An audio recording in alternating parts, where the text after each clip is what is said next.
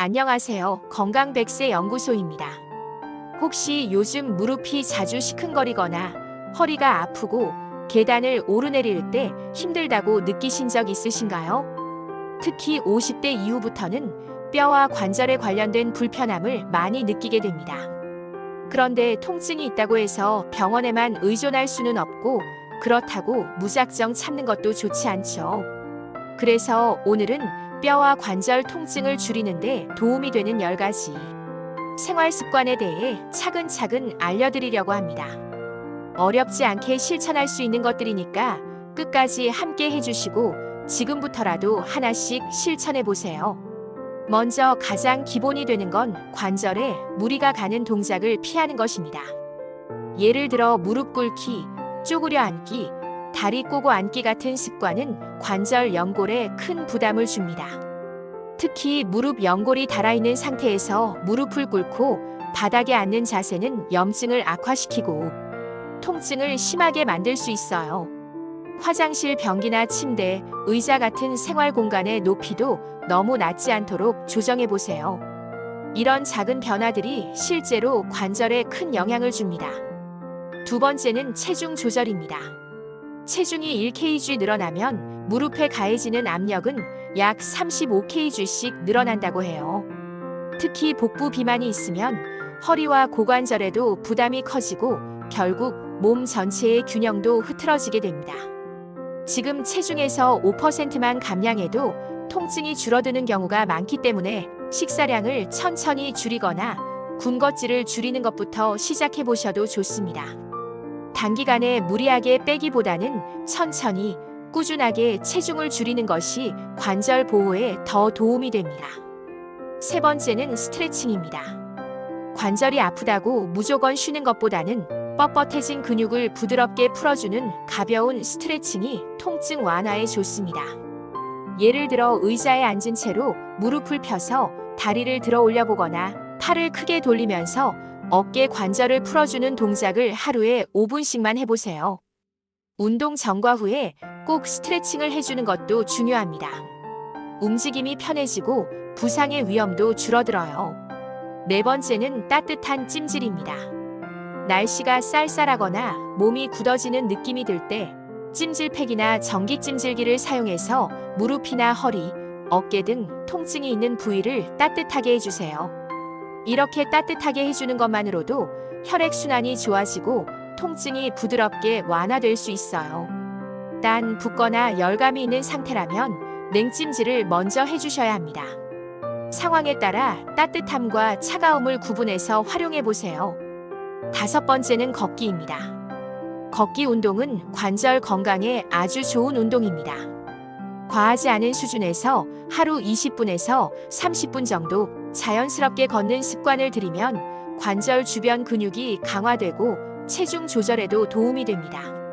다만 딱딱한 아스팔트보다는 공원 흙길이나 트랙 또는 실내에서 걷기 운동기를 활용하는 것이 좋고, 발에 잘 맞는 쿠션감 있는 운동화를 꼭 신어주세요.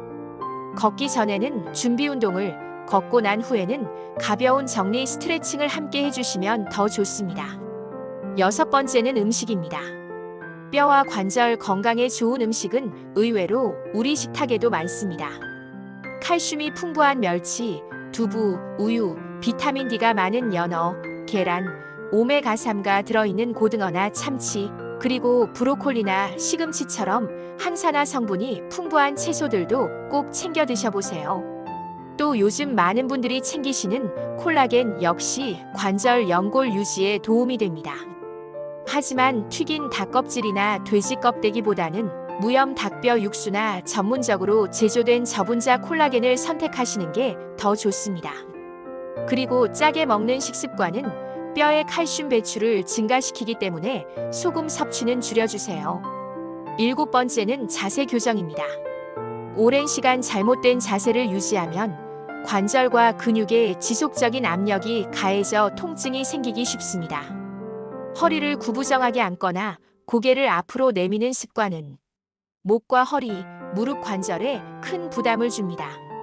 앉을 때는 등을 바르게 펴고 엉덩이를 등받이에 붙이고 스마트폰이나 책을 볼 때는 눈높이에 맞춰 올려주세요. 서 있을 때 한쪽 다리에만 체중을 싣지 말고 양쪽에 균등하게 무게를 분산하는 것도 중요합니다. 8번째는 무리한 운동을 피하는 것입니다.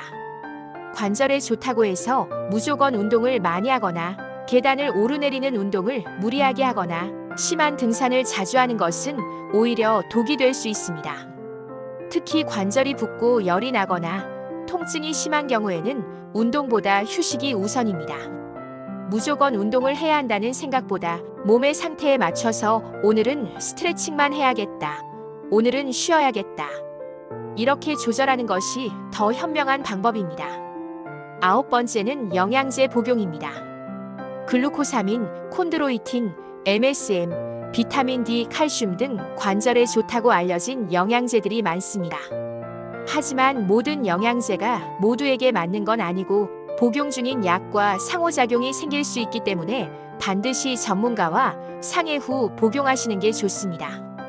영양제는 보조일 뿐이지 치료제가 아니라는 점도 기억해 두시면 좋겠습니다. 10번째는 정기적인 병원 진료입니다. 통증이 아주 심하지 않더라도 정기적으로 병원에 가서 X-레이나 초음파 검사를 통해 관절 상태를 확인하는 것이 중요합니다. 초기에만 잘 관리하면 수술 없이도 진행을 막을 수 있는 경우가 많습니다. 특히 무릎을 굽힐 때 뚝뚝 소리가 나거나 계단 오르기가 힘들고 밤에 관절이 쑤셔서 깨는 일이 자주 있다면 더 늦기 전에 진료를 받아보시는 걸 권해드립니다. 오늘 말씀드린 10가지 습관은 모두 어렵지 않지만 실제로 실천하느냐에 따라 관절의 상태가 달라질 수 있습니다. 처음부터 전부 다 바꾸려 하지 마시고 내가 할 수 있는 것 하나부터 시작해보세요. 작은 실천이 쌓이면 건강한 관절과 뼈를 지켜낼 수 있습니다. 건강한 100세를 위해 오늘도 함께 해주셔서 감사합니다. 다음 영상에서 또 인사드릴게요.